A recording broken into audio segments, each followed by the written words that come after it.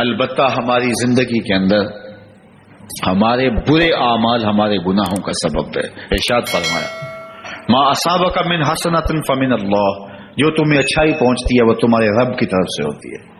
تمہارے رب کا کرم ہوتا ہے کہ تمہیں اچھائی نصیب ہوتی ہے. یار کہاں کہاں سے چل کے آئے ہو، آپ کے قریب بھی مسجدیں تھیں، کسی بستی سے کوئی کسی بستی سے، خود آئے ہو. تم کبھی نہ آتے اگر میرا رب نہ چاہتا.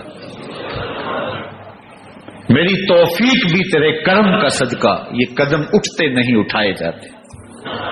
وہ چاہتا ہے تو اسباب پیدا ہوتے ہیں، وہ نہیں چاہتا تو اسباب بھی پیدا نہیں ہوتے. اس نے نہ چاہا آپ گھر سے نکلے، سڑک پہ آگے کھڑے ہو گئے، گاڑی نہیں ملی، کیا کر لیں گے آپ؟ آپ اسپیشل گاڑی لے لی، آگے ٹریفک جام تھی، کیا کر لیں گے؟ وہاں کھڑے کھڑے جمعہ گزر گیا. وہ نہ چاہے تو تم نہیں آ سکتے. اس نے چاہا، تم گھر سوئے تھے، دوست نے فون کیا جلدی باہر آؤ، خیر بس آؤ. آپ باہر نکلے، وہ گاڑی لیے کھڑا تھا، چلو مرکز مصطفیٰ میں چلیں. اس نے چاہ لیا تو آپ کے لیے آسانی ہو گئی، نہ چاہا تو آپ کے لیے مشکل ہی مشکل ہے. تو میں اگر کوئی نیکی بھی کرتا ہوں، آپ اگر کوئی خیر کا کام بجا لاتے ہیں تو مت سمجھیے یہ ہم نے کیا، یہ میرے اللہ نے توفیق دی. تو کہا وما اصابکم من مصیبہ، اگر تمہیں کوئی مصیبت پہنچے، اللہ اکبر، فبما کسبت ایدیکم، یہ تمہارے ہاتھوں کی کرتوت ہے. وما، اور آگے فرمایا ما اصابکم من حسنہ، اور جو تم نیکی کرو فمن اللہ، یہ اللہ کی طرف سے ہے. وما اصابکم من سیئہ، اور جو تمہیں کوئی برائی پہنچے فمن نفسک، یہ تمہاری اپنی جانب سے تمہاری کوتاہی کی سزا ہے جو تمہیں دی گئی.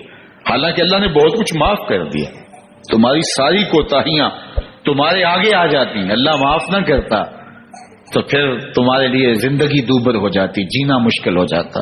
لیکن اس نے بہت کچھ معاف کر دیا اور چند چیزوں کی تمہیں سزا دی، اور تم جو ہے وہ شکوے کی زبان کھول لی. کبھی کہا مالک نے ہمارے اوپر مصیبت ڈال دی، میاں تمہاری کرتوتوں کا نتیجہ ہے. کبھی تم نے کسی کو منحوسہ قرار دے دیا، کبھی الو پہ الزام لگا دیا، کبھی تم نے سفر کے مہینے کو کسی دن کو قرار دے دیا، کبھی تم نے جو ہے وہ بلی کو قرار دے دیا، کبھی کسی کتے کو قرار دے دیا. نہ بلی، نہ کتا، نہ الو، نہ منحوسہ، نہ منحوس، یہ ساری بدعمالیوں کی سزا تھی. یہ نیتوں کا کھوٹ تھا جو سامنے آیا، یہ بے حکمتی تھی، یہ بے تدبیری تھی جو سامنے آئی. اس لیے اللہ پر توکل اور اللہ پر بھروسہ رکھو. اللہ پر بھروسہ کرنے والوں کو کیا اجر ملتا ہے، سنیے. اللہ کے محبوب نے ارشاد فرمایا 70,000 لوگ میری امت سے ایسے ہیں جو بغیر حساب سے جنت میں جائیں گے. میری امت میں 70,000 لوگ ایسے ہیں جو بغیر حساب جنت میں جائیں گے، ان کا کوئی حساب نہیں ہوگا. اللہ اپنے کرم سے انہیں یوں ہی جنت عطا فرمائے. صحابہ نے عرض کی یا رسول اللہ صلی اللہ علیہ وسلم وہ کون ہے؟ تو آقا کریم نے شرف میں کانو لا یکتوون، یہ وہ لوگ ہیں جو اپنے جسم پہ داغ نہیں لگاتے، مخصوص نشان جسم پہ لگا لیتے ہیں، داغ لگا لیتے ہیں، جسم کو داغ لیتے ہیں. کہا ایسا نہیں کرتے، جسم کو داغ نہیں لگاتے. اشرف المخلوقات ہے، اللہ نے سونی صورت میں پیدا کیا حضرت انسان کو. لقد خلقنا الانسان فی احسن تقویم. اللہ اکبر، اللہ نے حضرت انسان کو سونی صورت میں پیدا کیا ہے. تو اس صورت کو کوئی بگاڑے نہ، کوئی داغ لگا کے، کوئی زخم لگا کے، کوئی جلا کے کسی جگہ پہ بدن کو داغ لگا کے نشانی لگتے ہیں، یہ فلاں بزرگ کی نشانی ہے، یہ فلاں جو ہے وہ شہید کی نشانی ہے. اللہ نے جب تمہیں سالم الاعضاء پیدا کیا ہے تو اپنے بدن کو تم کیوں نشانی، اس نے ساری نشانیاں لگائی ہیں. اس کی نشانیاں اتنی پکی ہیں کہ اس نشانیوں میں فرق بھی نہیں لگتا نا. یہ تمہارے انگوٹھے کی نشانی ہے، 6 ارب انسانوں کو لے آؤ اور نشان انگوٹھا لے آؤ، کسی ایک کا بھی نہیں ملے گا. یہ نشانی تمہارے رب نے لگائی ہے. جیسی صورت تمہاری ہے ایسی صورت کسی اور کی نہیں بنائی، تمہیں منفرد بنایا. اس میں پوری کائنات میں سارے لوگ تمہارے جیسے ہیں لیکن تم پھر بھی الگ دکھائی دیتے ہو.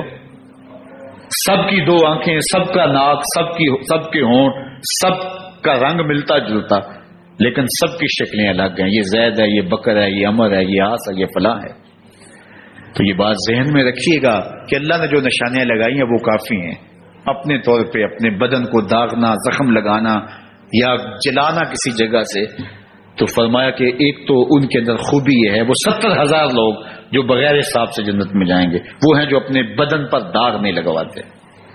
دوسرے وہ ولا یسترقون، اور وہ رکیہ نہیں کرتے، یہ چھو منتر جادو ٹونا ہر وقت عاملوں کے پاس بھاگے پھرتے ہیں، اور وہ انہیں جو ہے وہ غلط سلط ٹوٹ کے ٹونے بتاتے ہیں اور وہ کرتے رہتے ہیں۔ عجیب لوگوں کے نفسیات ہوتے ہیں، صبح سے لے کر شام تک اسی چکر میں رہتے ہیں اور پھر ساری زندگی ان توہمات سے نکل ہی نہیں پاتے۔ اللہ نے تمہیں پیسے دیے ہیں، نئی گاڑی تم نے خریدی ہے، چھوٹے بچے کا جوتا کیوں باندھ دیا آگے تم نے؟ آگے جوتا باندھنے سے اگر یہ ایکسیڈنٹ سے حادثے سے گاڑی بچ سکتی ہوتی ہے تو پھر پاکستان کے جتنے پی آئی اے کے جہاز ہیں سب پر باندھ دینا چاہیے، سب پہ جوتے لٹکے ہوئے ہوں۔ عجیب تم نے فلسفہ تراشا، کسی نے جو ہے وہ کالی رنگ کی پٹی باندھ دی نیچے، اس سے اس کو نظر نہیں لگے گی۔ تو یہ سب کچھ پٹیاں باندھنا، وہ یہ گھوڑے کے پاؤں کے نیچے جو کھری لگی ہوئی ہوتی ہے، کچھ لوگوں نے اپنے گھروں میں وہ باندھی ہوئی ہوتی ہیں کہ اس سے جو ہے وہ ہمارے گھر کے اندر کوئی مصیبت نہیں آئے گی، کوئی تکلیف نہیں آئے گی۔ کسی نے ہنڈیا اپنے گھر کے اوپر الٹی رکھی ہوئی ہوتی ہے، یہ ہنڈیا بچا لے گی، اور میاں ہنڈیا کیا بچائے گی تجھے؟ اللہ کے قہر سے کچھ نہیں بچا سکتا۔ جب تمہارے اوپر کوئی مصیبت نازل ہونی ہے تو کچھ نہیں بچا سکتا۔ اگر بچنا چاہتے ہو تو پھر اللہ سے استغفار کرو، اللہ تعالیٰ کی تسبیح کرو، اللہ کی تحلیل کرو، میرے حضور پہ درود پڑھو، پھر دیکھنا کہ مصیبتیں ٹلتی ہیں یا نہیں ٹلتی ہیں۔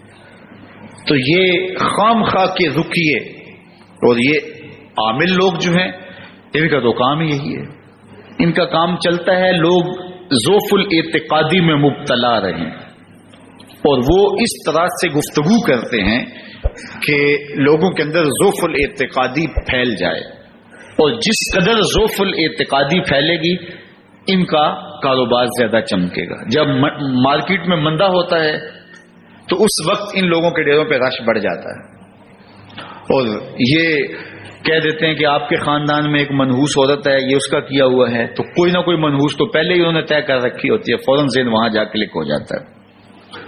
اس کا نون سے نام شروع ہوتا ہے، اس کا کاف سے نام شروع ہوتا ہے، اس کا جیم سے نام شروع ہوتا ہے، تو پورے خاندان میں کسی کا نام کاف نون یا جیم سے تو شروع ہوتا ہی ہوگا، یا دوستوں میں، تو فوراً ذہن جو ہے ادھر منتقل ہو گیا۔